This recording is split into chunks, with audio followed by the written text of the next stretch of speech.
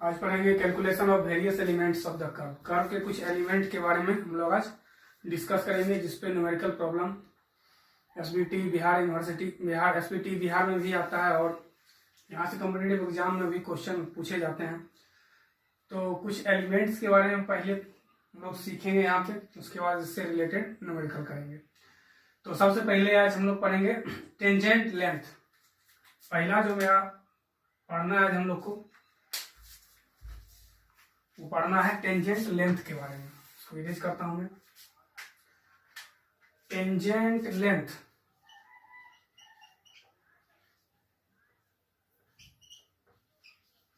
या इसको हम लोग लेंथ ऑफ टेंजेंट भी बोलते हैं और इसको हम लोग टी से डिनोट करते हैं। यानी यहां से लेके यहां तक का लंबाई कितना होगा ये निकालना है। यानी T1i को हम लोग बोलते हैं लेंथ ऑफ टेंजेंट या T2 को बोलते हैं लेंथ ऑफ टेंजेंट। और हम लोग जानते हैं कि कोई सर्किल है और किसी भी एक्सटर्नल पॉइंट से किसी दो जगह अगर टेंजेंट डालते हैं तो दोनों टेंजेंट लेंथ क्या होता है, ये दोनों ये इक्वल टू ये होता है अकॉर्डिंग टू ज्योमेट्री। तो अब एक एक करके हम लोग पढ़ते हैं टेंजेंट लेंथ T1। तो इसमें हम लोग सबसे क्या करते हैं, फ्रॉम ट्रायंगल OT1i, यानी OT1i ये ट्रायंगल है और ये ट्रायंगल में ये राइट एंगल ट्रायंगल है, ये 90 डिग्री है। अगर ये एंगल हम लोग लेते हैं तो ये बेस, ये परपेंडिकुलर और ये हाइपोटेनस।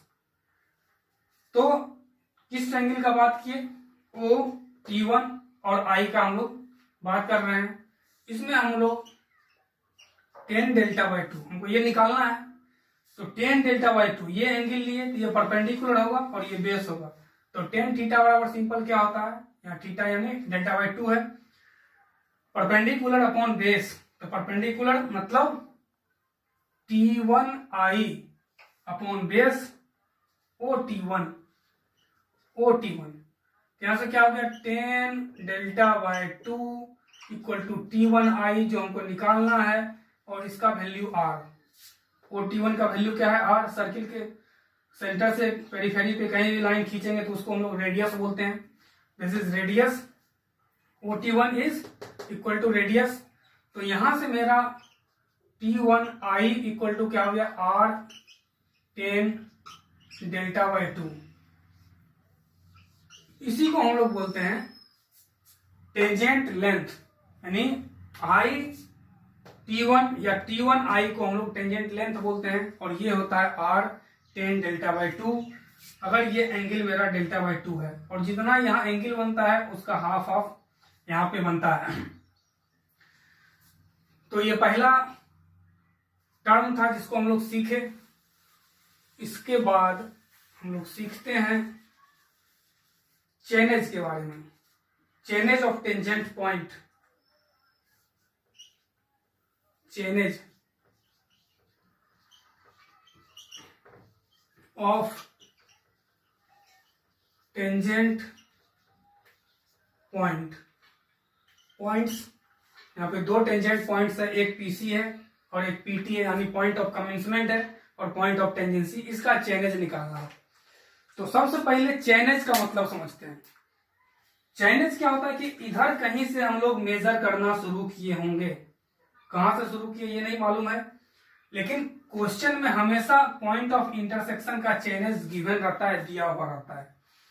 यानी ऑलवेज हम लोग को आई का चेनेज जनरली क्या होता है, दिया रहता है। इसका चेनेज पता है, मतलब इसका दूरी पता है। चेनेज का मतलब दूरी, कि इधर कहीं से मेजर करना शुरू किए होंगे और मेजर करते करते यहां तक आए होंगे तो उसका दूरी हम लोग को क्वेश्चन में दिया रहता है।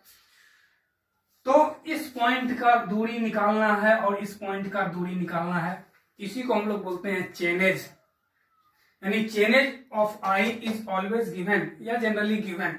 चेनेज जो होता है आई का जनरली क्वेश्चन में दिया रहता है। मतलब the chainage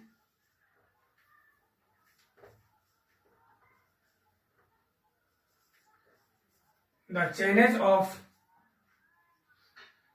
point of intersection, the channage of point of intersection means I is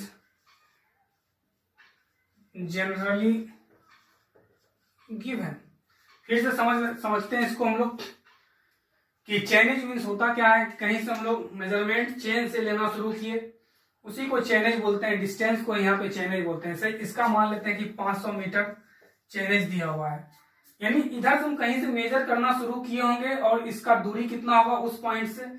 कहां से मेजर करना शुरू किए ये नहीं पता है, लेकिन उस पॉइंट इस आई का दूरी इधर से कितना है मेरा 500 metre.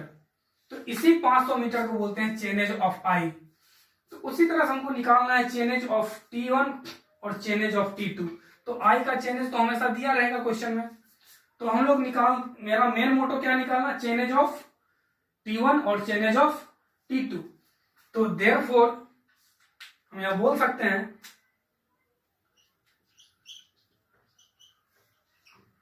Chainage of T1 equal to chainage of IE। इसका चेनेज में अगर हम ये डिस्टेंस माइनस कर दें, ये दूरी माइनस कर दें, यहां से लेकर यहां तक दूरी पता है, यानी इसका चेनेज पता है, और ये डिस्टेंस हम माइनस कर दें तो ये पता चल जाएगा यहां से यहां तक का दूरी। और ये डिस्टेंस हम लोग निकाल चुके हैं, क्या होता है, इसको हम लोग बोलते हैं लेंथ ऑफ टेंजेंट माइनस या tangent length minus tangent length. फिर समझते हैं, अगर आई का चेनेज दिया हुआ है, मतलब इधर से आई का दूरी दिया हुआ है और इसका हमको दूरी निकालना है T1 का, यानी T1 का चेनेज निकालना है, तो अगर इस डिस्टेंस में ये डिस्टेंस हम माइनस कर दें तो ये बच जाएगा, मतलब इसका दूरी निकल जाएगा। तो इसी को बोलते हैं हम लोग चेनेज ऑफ T1। क्या लिखे, chainage of T1 equal to chainage of I. Chainage of I minus tangent length, यानी ये क्या हुआ मेरा,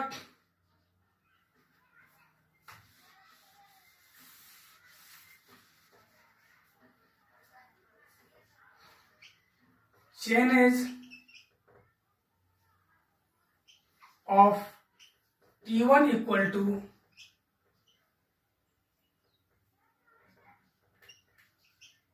chainage of I minus R10 delta by 2। और हम लोग जानते हैं इसका लेंथ, हम लोग पहला जो फॉर्मूला डिराइव किए थे लेंथ ऑफ टेंजेंट, ये कितना आया था मेरा R10 डेल्टा बाय 2। ये दूरी पता है हमको, ये टोटल दूरी पता है, ये माइनस कर देंगे तो ये निकल जाएगा, यानी चेनेज ऑफ T1 निकल जाएगा। यहां से इस पॉइंट का डिस्टेंस हमको पता चला, यानी चेनेज पता चला। अब मेरा चेनेज किसका निकालना है, T2 का। तो इसको हम लोग क्या लिख सकते हैं, मतलब बी पार्ट, ये ए पार्ट हुआ। अब हमको निकालना है चेनेज ऑफ T2। तो चेनेज ऑफ T1 तो पता है, उसमें अगर ये लेंथ हम ऐड कर देंगे तो चेनेज ऑफ T2 पता चल जाएगा। तो क्या करेंगे हम लोग, चेनेज ऑफ T1 ऊपर निकाल चुके हैं हम लोग, चेनेज ऑफ T1 प्लस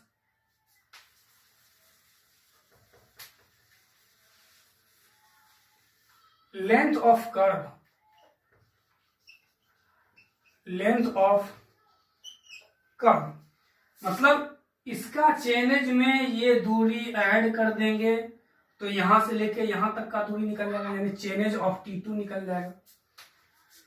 तो सबसे बड़ा बात है कि ये डिस्टेंस हमको निकालना, मतलब जो लेंथ ऑफ कर्व है, लेंथ ऑफ कर्व कैसे निकलेगा पहले वो देखते हैं। यानी लेंथ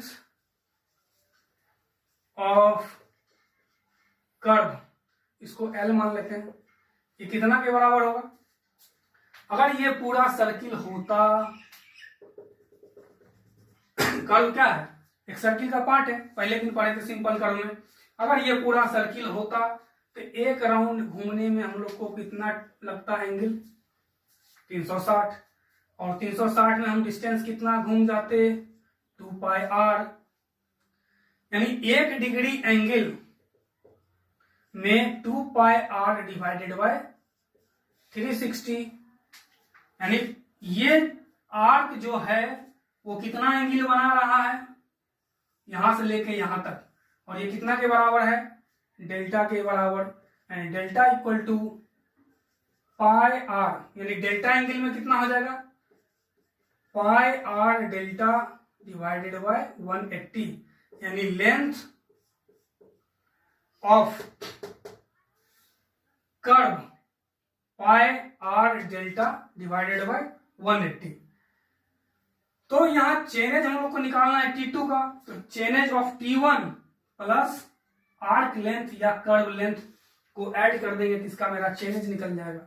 तो इसको हम लोग लिख सकते हैं, यहां से क्या लिख सकते हैं, chainage of T1 plus pi R delta upon 180। तो ये मेरा चेनेज ऑफ T2 हो गया, ये चेनेज ऑफ क्या हो गया, T2 निकल गया। यानी तीन चीज निकाले हम लोग, tangent length, chainage of T1, chainage of T2, ये तीन टर्म निकाले। उसके बाद हम लोग निकालते हैं एक्सटर्नल डिस्टेंस के बारे में। एक्सटर्नल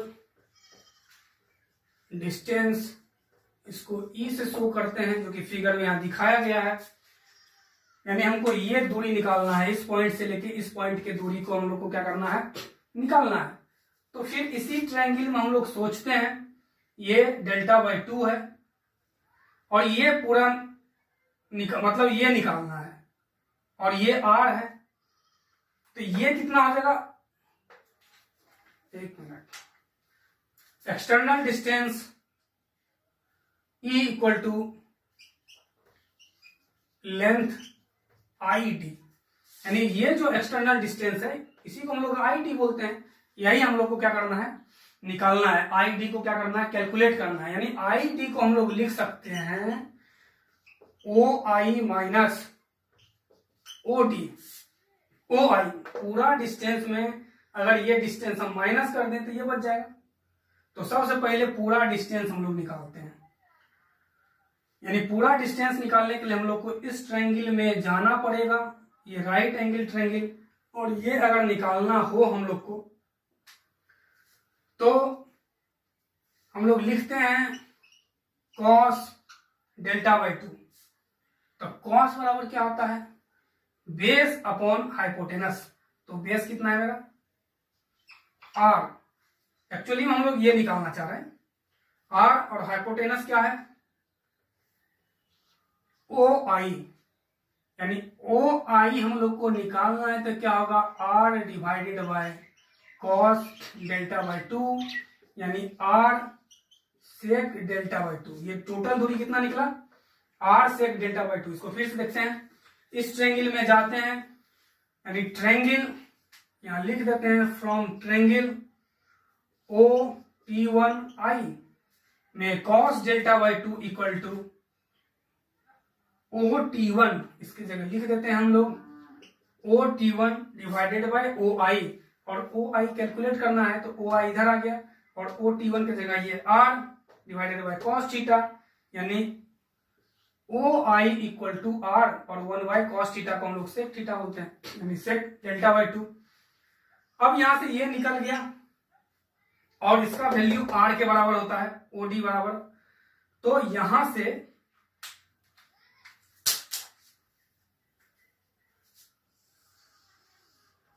यानी I D equal to O I, O I की जगह R sec delta by 2 minus O D, O D की जगह आर, ये क्या हो गया, आर हम कॉमन ले लिए, सेक डेल्टा बाई 2 माइनस 1, यानी आई डी, यानी एक्सटर्नल डिस्टेंस हमारा क्या आ गया, एक्सटर्नल डिस्टेंस का जो फॉर्मूला आया,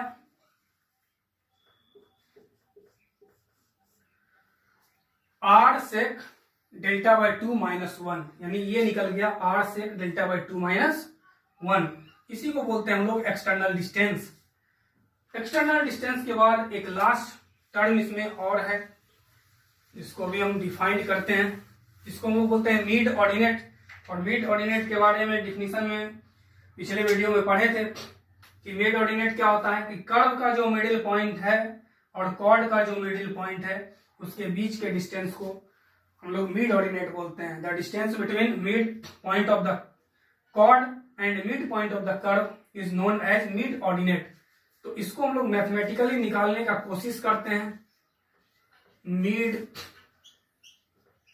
ऑर्डिनेट, इसको m से डिनोट करते हैं हम लोग। एक्चुअली में ये निकालना है हमको,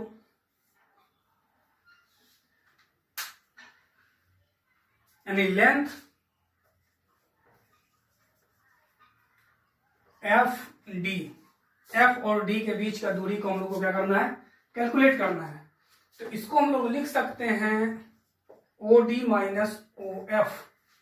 अब देखते हैं फिगर में, O D minus O F, अगर इस दूरी में ये दूरी माइनस कर देंगे तो ये बच जाएगा। तो ये दूरी एक्चुअली कितना है, आर, ये तो आर के बराबर है, और ओ एफ ये निकालना है। तो इसको निकालने के लिए थोड़ा नीचे जाते हैं, इस ट्रायंगल के बारे में फिर से चर्चा करते हैं।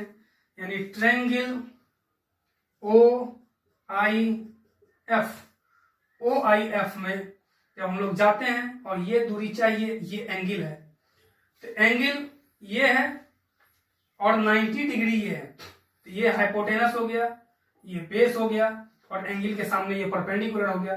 तो ये क्या होगा, कॉस थीटा, यानी cos delta by two. Cos delta by two base upon hypotenuse, तो base O F, hypotenuse O I, O T sorry, तो cos delta by two equal to O F, तो हमको निकालना ही है यहाँ पे, तो O F divided by R, यानी O F equal to R cos delta by two. अब इसका वैल्यू हम लोग निकाल लिए ओ एफ का, तो यहां पुट कर देते हैं R cos delta by two, यानी m बराबर ये हो गया, यानी m बराबर r, कॉमन ले लेते हैं, 1 minus cos delta by to. ये हो गया मेरा मिड ऑर्डिनेट। यही मिड ऑर्डिनेट का क्या हो गया, फॉर्मूला हो गया। मिड ऑर्डिनेट का एक और नाम नेमिंग बुक में किया हुआ है, जिससे रिलेटेड क्वेश्चन पूछे जाते हैं बहुत सारे एग्जाम्स में। तो मिड ऑर्डिनेट को हम लोग बोलते हैं वर्साइन ऑफ कर्व। इसको लिख देते हैं, the mid ordinate of curve, the mid ordinate of curve is also known as versine of the curve. यानी मिड ऑर्डिनेट जो है, the mid ordinate of the curve is also known as versine of the curve. उसको हम लोग क्या बोलते हैं, versine of the curve भी बोलते हैं। तो ये वीडियो आज यहाँ तक है। इसको हम लोग कुछ फॉर्मूला पढ़े, कुछ फॉर्मुलेट किए यहाँ पे, और फिर अगले वीडियो में हम लोग देखेंगे।